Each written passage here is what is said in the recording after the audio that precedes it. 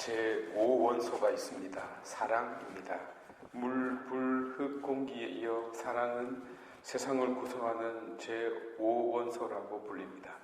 덥고 춥고 마르고 젖은 사요소 중 서로 대립되지 않은 이것은 본래 아리스토텔레스가 천체의 운동을 설명하기 위해 끼워 넣었던 에테르라는 물질입니다만 물질이 아닌 의미로서의 세상을 구성하는 요소로 이해하시면 되겠습니다.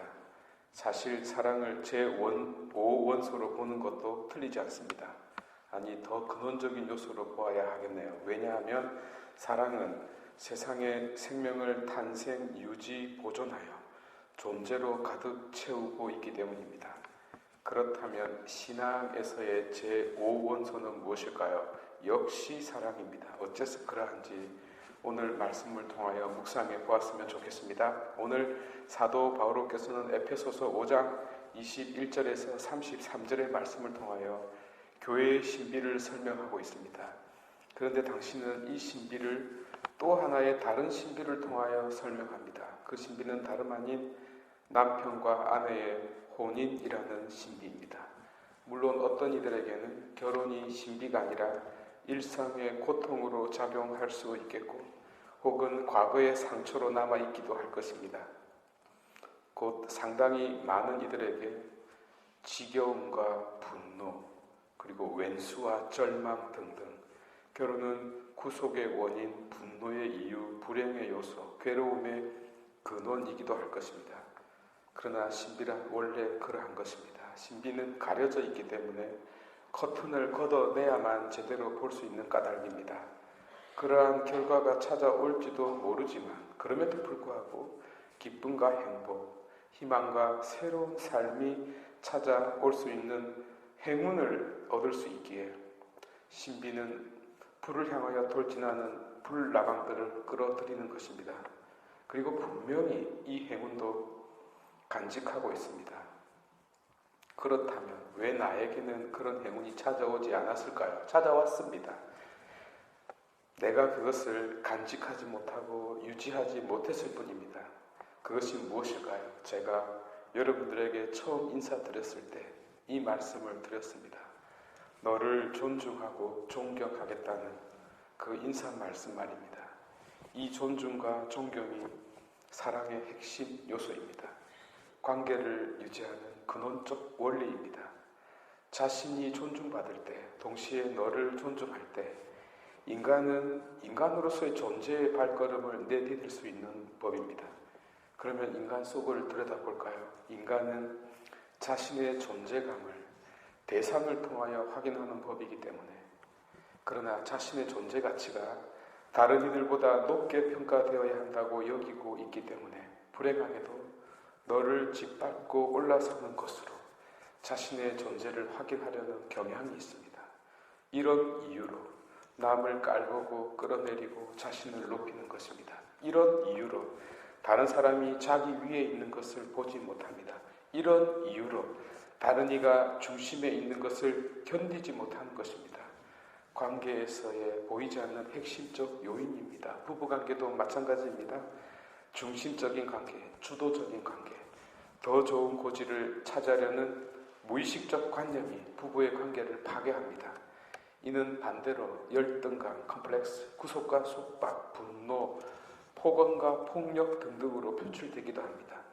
이쯤 되면 사랑의 신비는 물 건너가고 신비는 지랄로 변해버립니다. 그래서 행운이 나를 찾아오지 않는 것으로 생각하게 되는 것입니다. 아닙니다. 행운은 언제나 같은 곳에 있었나이다. 사도 바오로께서 이 신비를 오늘 친절하게 설명해 주고 있습니다. 다시 주의 깊게 들어보시기 바랍니다. 그리스도를 경외하는 마음으로 서로 순종하십시오. 아내는 주님께 순종하듯이 남편에게 순종해야 합니다. 남편은 아내의 머리입니다. 보다시피 그냥 존중이 아니라 그리스도를 존중하듯이 존중하라고 합니다. 정말 그렇게 했습니까? 반면 그리스도께서 교회를 사랑하시고 교회를 위하여 당신 자신을 바치신 것처럼 아내를 사랑하십시오라고 남편들에게 말씀하고 있습니다. 정말 그렇게 했습니까? 아내를 자기 몸처럼 사랑했습니까? 그리스도께서는 이 사랑을 위하여 죽었습니다. 죽도록 너를 위한 존재였기 때문에 많은 이들로부터 존경과 사랑을 받고 있는 것이 아니겠습니까?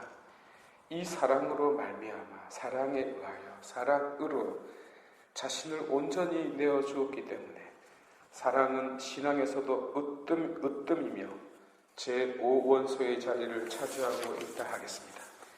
신비는 벗겨낸다고 보이는 것이 아니고 사랑은 취한다고 얻을 수 있는 것이 아닙니다.